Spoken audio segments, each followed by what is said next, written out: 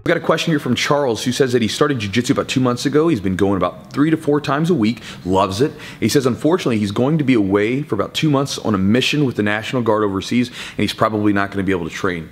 And he's worried about losing all of his progress. And he says, as a beginner, he's worried that basically he's just going to forget everything, and he's going to lose this sort of, you know, the headway that he's made for himself on the mats.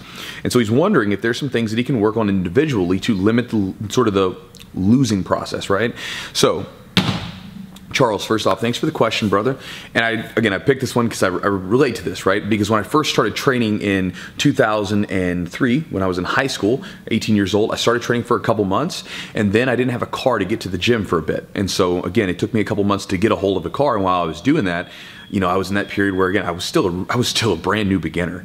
And so then have to take off 2 months. So I trained for 2 months, then had to take about 2 months off. And again, in a similar situation. Now, when I came back, I didn't lose everything, right?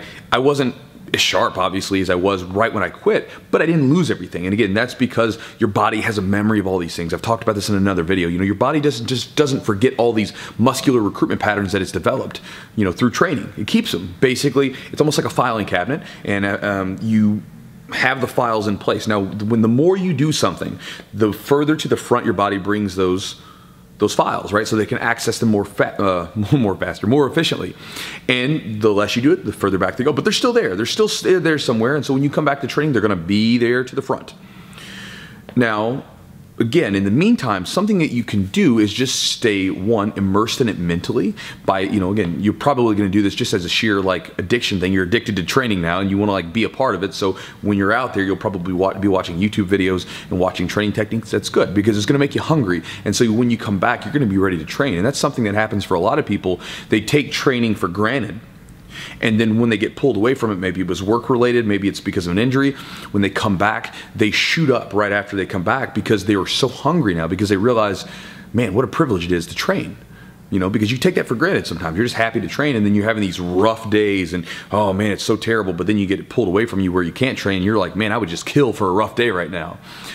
And then also, with that, in the meantime, something that you could possibly do on the side would be to do some sort of movement drills because, you know, again, movement is really what jiu-jitsu is. And so I've got some drills on my channel that like show some basic movement drills, hip side to side, and I'll have some more coming up in the future. And you can just do some of those. Do them as part of like conditioning when you're done like lifting weights or something. If you can do that, right? Doing movement drills is going to help. The movements that are specific to jiu-jitsu, or at least could have some sort of carryover to jiu-jitsu, would be helpful because again, this way when you come back, you're going to be twisting and, you know, turning your body in weird directions, and it's not going to be so foreign to you. It's not going to be so different.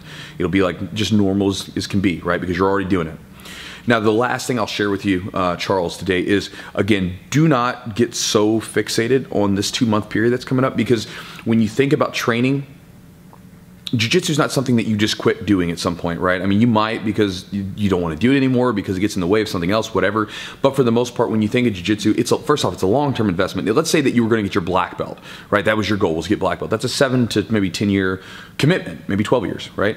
It's a long time commitment. So you can't really get focused on the right now too much. There has to be this weird sort of balance where you're only focused on the day-to-day stuff, right? Like, what can I do today to improve? But at the same time, you kind of have to go into it understanding that, man, this is a long time. So like, you can't let the minor failures that you have along the road or the little setbacks that you're going to have, you can't let them get you down too much, because again, when you look back at this, let's say you get your black belt someday, let's say it's 7 years later, this 2-month period that you're going to be gone is going to look like a blip. It's going to feel like it was like a week long or something. Right now, it's going to feel like an eternity because you're going to miss the gym, but later on, you're not even going to remember it. Like me, when I look back at that 2-month span where I didn't have a car, when I look back at the 2 months where I had a meniscus tear along with a spider bite in my leg where I wasn't able to train. It was right when I got my blue belt.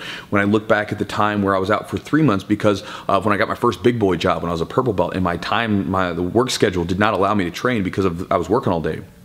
I was out for 3 months. When I was out for a couple months with my knee surgery, all these different moments where I was out for several months. I've missed over a year or so of training. When I think about those times, I don't really remember them. Like, I don't, like, they feel like it's such a small time, but yet during it, it was like an eternity. So just understand that, one, you're not going to lose everything. Your body doesn't forget everything. And in the grand scheme of this big, long window of training time that you're going to be focused in, or that you're going to be involved in, those little 2-month spans that you're going to have where you might be doing something with the military, they're going to seem like little, just small, insignificant periods of time. And if nothing else, it will make you appreciate training more, and it'll make you hungrier when you finally do come back. So Charles, good luck to you. I hope everything goes well overseas. And when you come back, get back to the gym, try some movement drills in the meantime, just to sort of stay relevant, stay active, and kind of keep that jiu-jitsu movement going. And hope that helps, brother.